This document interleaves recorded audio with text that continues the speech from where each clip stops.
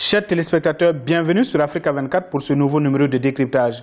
Les technologies de l'information et de la communication constituent un véritable vecteur de croissance économique si elles sont judicieusement déployées et efficacement utilisées. Le Burkina Faso, à l'instar de plusieurs pays du monde, tente de se frayer un chemin dans ce monde de plus en plus numérique en mettant à la disposition de ses populations ces outils. Quel est l'état des lieux du numérique au Burkina Faso? Quels sont les besoins en termes de contenu numérique pour les populations de ce pays, les hommes intègres? Voici autant de questions abordées dans ce présent décryptage qui reçoit Mme Aminata Sana Congo. Elle est ministre en charge de l'économie numérique au Burkina Faso. Quel état des lieux faites-vous du numérique en Afrique et au Burkina Faso en particulier?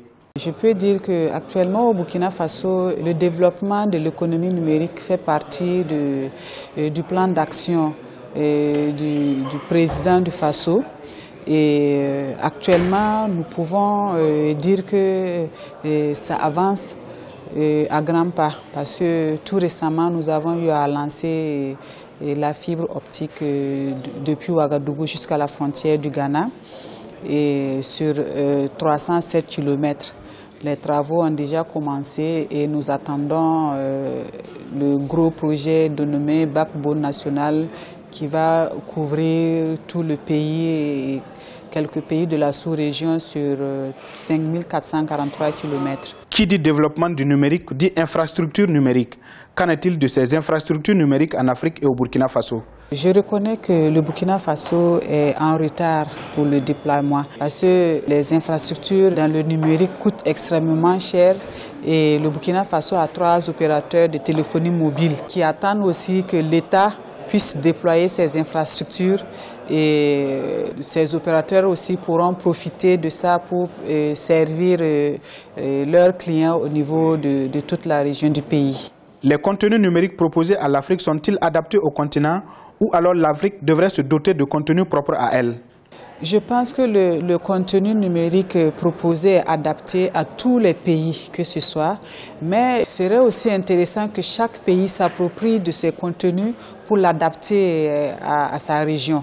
Donc actuellement, c'est ce que nous essayons de faire au niveau du Burkina Faso et nous essayons de développer des contenus locaux au niveau de plusieurs domaines, que ce soit au niveau de l'agriculture, que ce soit au niveau de la santé, de l'éducation. Donc nous développons des start-up autour de ces domaines qui développent des projets et ainsi de suite. Le ministère chargé de mettre en place tout ce qui est développement de l'économie numérique, ces jeunes talents au niveau des TIC seront reversés au niveau de notre incubateur qu'on a déjà commencé à mettre en place. Donc chaque année, nous organisons un concours pour détecter ces jeunes talents et pour un peu dire aussi que les jeunes actuellement ne sont pas forcément des informaticiens. Il y a d'autres qui sont experts au niveau des TIC, mais qui n'ont jamais suivi des cours en informatique.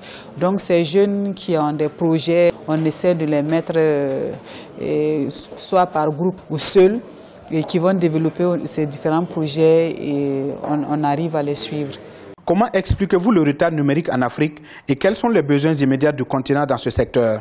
Effectivement, l'Afrique est beaucoup en retard parce que, comme vous savez, le développement de l'économie numérique demande beaucoup de ressources. Et comme je l'ai dit, au Burkina Faso, nous sommes un pays enclavé et sous-développé.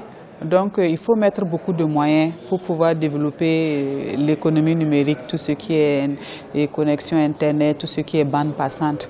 Donc actuellement, nous sommes en train de rechercher des partenaires, surtout financiers, pour pouvoir accompagner le ministère que je porte le chapeau, pour nous accompagner à rechercher des partenaires financiers dans tous nos projets que nous essayons de mettre en place. Qu'est-ce qui est fait au Burkina pour relever le défi sécuritaire lié au numérique? Je peux dire qu'aujourd'hui, ma mission sera vraiment atteinte si j'arrive à connecter toute la population du Burkina Faso à travers les 2 gros projets que je vous ai cités, le Backbone et puis la fibre optique qui est financée par la Banque mondiale. Et si on arrive à toucher la plus grande partie de la population, je pense que Et nous avons mis en place aussi des projets avec le ministère de la Sécurité pour un peu sécuriser aussi les pays. Parce que c'est bien vrai, c'est bon d'avoir le téléphone, mais on ne sait pas ce qui est derrière, surtout les inconvénients.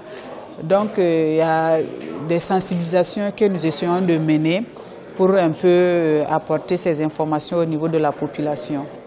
Et il y a aussi, nous travaillons aussi avec l'autorité de régulation qui nous accompagne, et il y a aussi la commission de l'informatique et des libertés aussi qui sont avec nous parce qu'il y a la protection aussi des données personnelles. Donc tout cela pour un peu booster un peu le problème de la sécurité. Comment développer le numérique en Afrique? Nous consommons beaucoup ce que nous ne produisons pas. Voilà pourquoi nous voulons essayer de mettre en place les startups qui vont développer des idées, qui vont développer des plateformes pour que nous puissions consommer ce que nous-mêmes on produit. Voilà, donc dans ma communication dans la salle, j'ai dit qu'il y a un start-up qui a développé un projet sur le mHealth pour permettre les zones très reculées jusqu'au ministère de la Santé en cas d'épidémie pour avoir des informations en temps réel.